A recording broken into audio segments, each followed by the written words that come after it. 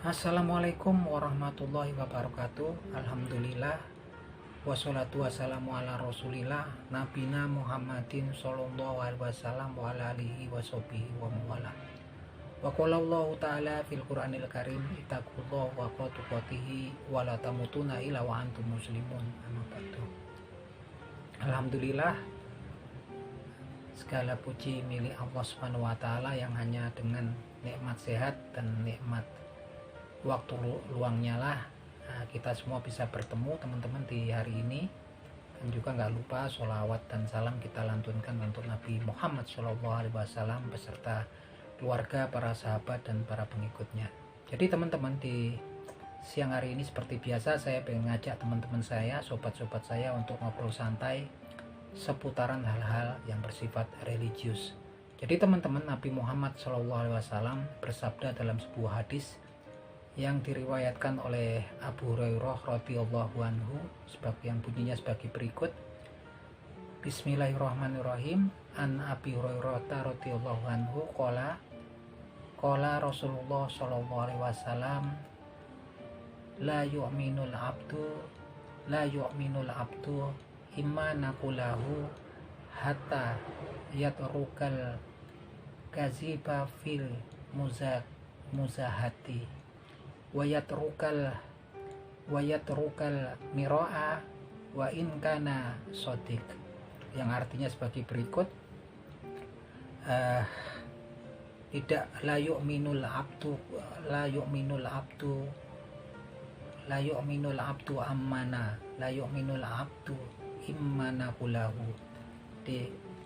Disabda tidaklah kemudian seseorang hamba itu sepenuhnya beriman hatta yatrukal kaziba fi muzahati, sampai kemudian dia meninggalkan dusta, kebohongan dalam ketika dia bercanda gitu kan. Dan wayatrukal miro'a wa ingkana sodik, dan kemudian sampai kemudian dia juga meninggalkan perdebatan sekalipun dia itu benar. Nah ini teman-teman, ini sangat penting sekali. Jadi dari hadis tersebut kita tahu bahwasanya kalaupun kita bercanda dalam sebuah majelis, kita bertemu dengan teman-teman kita bercanda, anjuran daripada Nabi Muhammad SAW bahwasanya kalaupun kita bercanda, kalau bisa jangan melakukan candaan itu dengan kalimat-kalimat kebohongan kan. Jadi sekalipun kita bercanda, kita bersendagurau, kita dianjurkan oleh Nabi Muhammad SAW agar kita tidak berbohong, tidak melakukan dusta dalam candaan kita. Dan juga di sini ada anjuran dari Nabi Muhammad SAW bahwasanya kita untuk sebisa mungkin ya menghindari gitu kan, menghindari ataupun menjauhi perdebatan. Apalagi sekalipun kita itu orang yang pendapat kita itu benar gitu kan. Ini anjuran dari Nabi Muhammad SAW. Apalagi kalau kemudian berdebatnya ini mungkin antar sesama muslim, antar sesama orang Islam gitu kan. Jadi intinya apa teman-teman, berbohong ataupun berdusta walaupun sekedar dalam candaan itu sebenarnya tidak diperbolehkan ya. Dan juga kemudian perdebatan itu sesungguhnya nggak betul-betul membawa manfaat ya, karena memang dianjurkan oleh Nabi kita, Nabi Muhammad SAW, untuk kita menjauhi ataupun meninggalkan debat sekalipun kita di pihak yang benar gitu kan. Nah berkaitan dengan ini teman-teman, sekarang ini kan kita sering lihat ya, namanya kita media sosial ini kan memang betul-betul sudah menjadi kebutuhan kita sehari-hari. Seperti yang kasus kemarin kita lihat ya teman-teman, Ustadz Syafiq Riza Basalamah mendapatkan penolakan, bahkan pengajiannya dan kajian Islamnya juga dibubarkan di beberapa tempat di Jawa Timur, yaitu di Surabaya teman-teman, oleh sekelompok orang dari sekelompok organisasi kemasyarakatan tertentu. Yang jelas Ustadz Syafiq Riza Basalamah juga ketika kemudian pengajian, kemudian kajian Islamnya, dakwah beliau dibubarkan gitu kan, dan ditolak gitu kan, itu Ustadz Syafiq Riza Basalamah nggak membalas segala cacian, segala makian ataupun umpatan kepada beliau dengan kalimat yang sama gitu kan. Dan ini menandakan betul-betul memang keilmuan gitu kan daripada Ustadz Syafiq Riza Basalamah itu sangat tinggi ya gitu kan. Karena memang difirmankan oleh Allah Subhanahu wa taala di Al-Qur'anul Karim, sifat daripada hambanya Allah Subhanahu wa taala yang rahman itu adalah apabila mereka berjalan dan mereka kemudian orang-orang jahil menyapa mereka, mereka menjawabnya dengan kalimat salam, kalimat-kalimat yang penuh keselamatan. Artinya di sini juga ketika mendapatkan cacian makian itu bukan kemudian membalasnya dengan cacian makian ataupun cercaan, yang intinya kemudian hanya akan memperpanjang permasalahannya. Sampai di sini juga selesai toh, kemudian Ustadz Syafiq Riza Basalamah harus tetap terus berjalan dakwah Islamnya, syiar Islamnya gitu kan. Dan memang kemudian beberapa tempat juga berusaha mendatangkan Ustadz Syafiq Riza Basalamah untuk melakukan dakwah dan syiar Islam, seperti di Sumatera, kemudian di Kalimantan, dan terakhir di Maluku ya teman-teman. Dan buat para jamaahnya Ustadz Syafiq Riza Basalamah yang berada di kota Surabaya yang mungkin terhambat karena peristiwa kemarin juga, jangan pernah kemudian bersedih karena setiap langkah kalian, setiap langkah bapak-bapak ibu-ibu yang datang ke kajian dakwahnya Ustadz Syafiq Riza Basalamah sudah dicatatkan pahalanya di Lauhin Mahfud. Itu pasti ya teman-teman, sudah dicatatkan. Dan kalaupun kemudian pengen nonton dakwah ataupun ceramahnya Ustadz Syafiq Riza Basalamah, sudah ada ya di media sosial, pasti di YouTube juga ada gitu kan. Yang berkaitan dengan ini masalahnya lah kemudian para konten kreator di YouTube ya. Ini sepertinya Ustadz Syafiq Riza Basalamah sudah anggap selesai gitu kan, adem ayem gitu kan. Ada yang kemudian bikin kontennya terus-menerus memanas-manasi gitu kan. Seperti kalau yang saya lihat kemarin ada yang mau diwawancarai Ustadz Khalid Basalamah. Ustadz Khalid dimintain pendapatnya tentang pembubaran pengajiannya Ustadz Syafiq Riza Basalamah di Jawa Timur. Jawabannya sebenarnya nggak ngarah ke sesuatu yang ini ya, gesekan gitu. Ustadz Khalid juga cuma bilang, ini kan kami juga punya masa, jamaah kami banyak, tapi kami nggak pernah membubarkan aliran-aliran yang berbeda dengannya. Itu juga sepertinya mulai digoreng, diplesetkan gitu kan. Ini Ustadz Khalid juga jamaahnya banyak gitu kan. Khalid Basalamah ini kita nggak ngerti ya niatan orang-orang seperti ini gitu kan, yang mana justru itu tidak efeknya malah negatif gitu kan. Contohnya itu ada salah satu channel saya lihat gitu kan, itu namanya Kang Heri Pras, kemarin terus menerus gitu kan. Saya pikir baiklah sekali dua kali ketika membahas konten tersebut tentang penolakan jamaah Ustadz Syafiq Riza Basalamah, pengajian Ustadz Syafiq Riza Basalamah di Surabaya. Tapi kalau kemudian terus menerus dibikin terus kan, dengan tampaknya memang narasinya juga sepertinya memanas-manasi pihak yang memang seberang gitu kan. Sepertinya anjuran saya jangan terus menerus lah ya saudara Kang Heri ya. Itu sayang tuh Kang Heri Pras ya. Mungkin konten-konten yang lain, karena Ustadz Syafiq Riza Basalamah sendiri sudah menganggap selesai itu kan. Dan Ustadz Syafiq Riza Basalamahnya pun sudah mengatakan dalam wawancaranya bahwasanya beliau juga prihatin dan berusaha gitu kan mendoakan para saudara-saudaranya yang menolak beliau itu agar mereka mendapatkan hidayah dan sadar. Dan itu yang terbaik teman-teman, bukan kemudian bikin konten yang begini begitu terus menerus ini ya, produksi terus menerus. Sekarang kita nggak tahu gitu kan, kita nggak tahu kalau konten kreator ini terus menerus seperti itu kan, memang akhirnya cuman hasil kontraproduktif ya teman-teman. Kontraproduktif, bukannya orang itu kemudian malah sadar, bukan orang itu kemudian malah tambah panas ya teman-teman. Yang jelas kita menghindari, karena memang kemarin juga yang mengalami clash friksi itu adalah saudara-saudara kita seiman, saudara-saudara kita muslim. Dan saya udah acung jempol, Ustadz Syafiq Riza Basalamah tidak meladeninya, enggak kemudian melakukan perdebatan gitu kan. Ini yang saya jelasin tadi saya di hadis yang kemudian saya sebutkan tadi ya, bahwasanya sekalipun kita benar, kalau bisa kita hindari perdebatan. Apalagi itu adalah saudara-saudara kita seiman, saudara-saudara kita muslim. Enggak teman-teman lihat betapa banyaknya sekarang konten kreator, entah ustadz ataupun ulama, yang perdebatan menggunakan media sosial justru untuk perdebatan, bukan untuk persatuan din agama Islam ini gitu kan. Bayangkan beberapa bulan yang lalu ada konflik, ada kemudian perdebatan, adu argumen di media sosial tentang nasab keturunan daripada kelompok masyarakat tertentu, kelompok orang-orang tertentu gitu kan. Si A sama si B ini nggak selesai sampai sekarang. Si A kemudian meminta tes DNA segala macem lah. si B juga kemudian bertahan seperti ini, sepertinya juga apa sih gitu kan hasilnya untuk kita gitu kan. Ya bolehlah kalau kemudian untuk edukasi sekali dua kali, tapi kalau kemudian berkelanjutan sampai bertahun-tahun, berbulan-bulan, apakah itu konten, apakah betul itu edukasi gitu kan. Saya bermohon, berharap kepada Kang Heri Pras, khusus untuk kasusnya Ustadz Syafiq Riza Basalamah, mohon ya, anjuran saya untuk kemudian sudahlah gitu kan, jangan dikait-kaitkan lagi kemudian kalau kemarin dengan kelompok masyarakat atau kelompok ormas tertentu yang sepertinya nanti kalau kemudian kontennya itu manas-manasi, sayang, karena mereka juga adalah saudara kita seiman gitu kan. Nggak perlu kalau kemudian mau dibahas edukasi yang mungkin yang baik-baik, karena memang bukannya kita takut ataupun apa, bukan, kita ini saudara seiman, kita orang-orang yang satu agama gitu kan. Kalau kemudian kita berkonflik tuh sangat memprihatinkan gitu teman-teman. Ini membuktikan memang bahwasanya juga fitnah, kebohongan di dalam di dalam kehidupan kita itu udah luar biasa ya teman-teman. Dan ini memang terjadi di era zamannya Nabi Muhammad SAW pun terjadi, ketika Nabi Muhammad SAW waktu itu sedang masih tinggal di kota Yatsrib atau kota Madinah.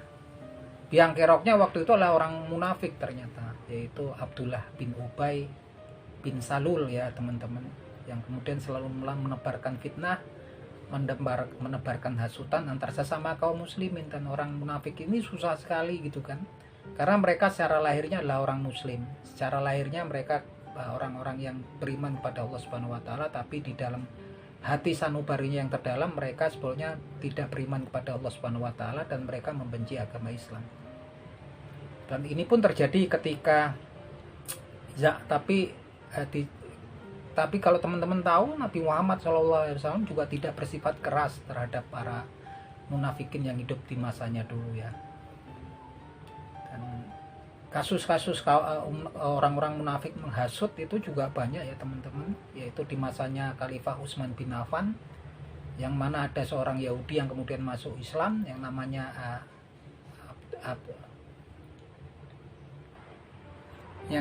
lah Abdullah bin Sabah ya. Abdullah bin Sabah ini berhasil menghasut, memecah belah umat muslim pada zamannya Khalifah Utsman bin Affan, yang kemudian banyak orang dari Irak, dari kota Kufah yang kemudian berdemonstrasi ya, nggak terima, merasa nggak puas dengan pemerintahan Khalifah Utsman bin Affan radhiyallahu anhu, sampai berakhir dengan pembunuhan Khalifah Utsman bin Affan radhiyallahu anhu, yang juga istrinya juga tewas ya gitu kan, sampai ketika istrinya melindungi wajah Khalifah Utsman bin Affan radhiyallahu anhu dengan tangannya pun tetap kena tebas sampai pada putus jari-jarinya. Ini fitnah yang sangat luar biasa gitu kan, sampai kemudian Ibunda Aisyah radhiyallahu anha yang waktu itu sedang berada di kota Mekah ya gitu kan. Ibunda Aisyah ini balik ya, ingin menuntut kisos terhadap para pelaku pembunuhan Khalifah Utsman bin Affan radhiyallahu anhu. Tapi yang jadi kemudian orang-orang munafik berhasil menghasut orang-orang sahabat Ali bin Abi Thalib radhiyallahu anhu, yang pada waktu itu juga akan diangkat menjadi seorang khalifah penggantinya Utsman bin Affan radhiyallahu anhu, yang waktu itu kemudian nyaris terbunuh Ibunda Aisyah radhiyallahu anha, yang peristiwanya terjadi perang antara pengikutnya Ibunda Aisyah radhiyallahu anha dengan pengikutnya Ali bin Abi Thalib, yang perang tersebut disebut dengan perang Jamal gitu kan waktu itu, karena mereka pada waktu itu masih menunggang kuda. Tapi alhamdulillah kemudian Ibunda Aisyah radhiyallahu anha kemudian bisa selamat ya teman-teman. Yang jelas kemudian peristiwa ini kemudian menambah keruh ya, sampai kemudian Muawiyah bin Abu Sufyan yang dikabari bahwasanya saudarinya, yaitu istri daripada Utsman bin Affan radhiyallahu anhu, juga meninggal, jari-jarinya terputus, menuntut juga kisos gitu kepada Ali bin Abi Thalib radhiyallahu anhu, yang waktu itu hendak diangkat menjadi khalifah pengganti Utsman bin Affan radhiyallahu anhu. Yang jelas waktu itu karena memang pelakunya banyak dan belum jelas, dan keadaan negara waktu itu masih kemudian kisruh karena jumlahnya itu, yang orang yang demo itu jumlahnya banyak gitu kan. Ali bin Abi Thalib radhiyallahu anhu juga waktu itu belum bisa kemudian melakukan hukuman kisos gitu kan. Beliau meminta agar kemudian Muawiyah bin Abu Sufyan memberikan bersabar gitu kan, Tapi ternyata peristiwanya juga karena hasutan sampai kemudian timbullah perang antara Khalifah Ali bin Abi Thalib dengan Muawiyah, Khalifah Muawiyah bin Abu Sufyan radhiyallahu bin Abu Sufyan, yang kemudian perangnya disebut perang Siffin. Nah, teman-teman bisa lihat betapa luar biasanya fitnahnya kaum munafik ini yang kemudian menimbulkan perpecahan dalam umat Islam ya. Yang mana itu masih eranya di zaman para sahabat ya teman-teman. Para sahabat setelah ditinggal oleh Nabi Muhammad SAW. Ini sangat luar biasa, oleh karena itu memang kemudian kerusakan yang ditimbulkannya pun luar biasa gitu kan. Oleh karena itu Allah Subhanahu wa taala betul-betul murka ya dengan orang-orang yang munafik ini, sampai kemudian di surat An-Nisa ya di ayat 145 difirmankan oleh Allah Subhanahu wa taala sebagai berikut. Bismillahirrahmanirrahim. Innal munafikina fidarkil asfali minan nar walang tajida lahu nasir. Sungguhnya orang-orang munafik itu posisinya nanti di keraknya neraka, di dasarnya neraka. Walang tajida lahu nasir, dan mereka nggak ada penolong untuk mereka. Ini betul-betul menggambarkan kemurkanya Allah Subhanahu wa taala terhadap orang-orang pelaku munafik. Tentunya ini memang sangat susah ya teman-teman, karena memang salah satunya Nabi Muhammad pun sangat khawatir ya. Beliau pernah dalam salah satu hadisnya mengutarakan bahwasanya kekhawatiran beliau sangat besar, yaitu terhadap umatnya ya, setelah kemudian peninggal beliau adalah munculnya orang-orang munafik yang memang kemudian pandai bersilat lidah. Karena orang munafik ini memang kita nggak bisa bedain sama orang yang beriman, karena memang mereka secara lahirnya adalah orang Islam, secara lahirnya mereka beriman pada Allah Subhanahu wa taala.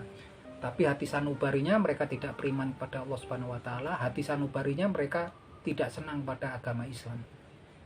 Nah, makanya kalau kemudian memang di zamannya Rasulullah SAW pun sudah ada, di eranya para sahabat kemudian menimbulkan fitnah yang sangat besar, apalagi sekarang.